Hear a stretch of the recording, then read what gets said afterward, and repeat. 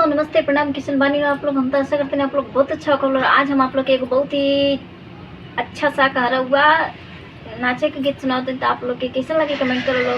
Channel पे नया बानी लो तो प्लीज चैनल के सब्सक्राइब करो लो। वीडियो पसंद आए तो लाइक करो लो। झुलनी के रंग साचा हमारे पिया, झुलनी के रंग साचा हमारे पिया, झुलनी के रंग साचा हमारे पिया।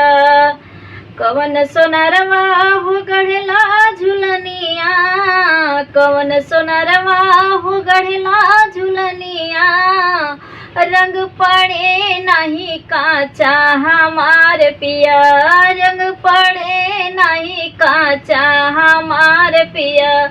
झुलनी के रंग साचा हमारे पिया।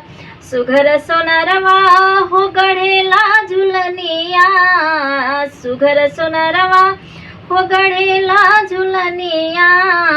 दे अग्नि के आचा हमार पिया, झुलनी के रंग साचा हमार पिया, झुलनी के रंग साचा हमार पिया।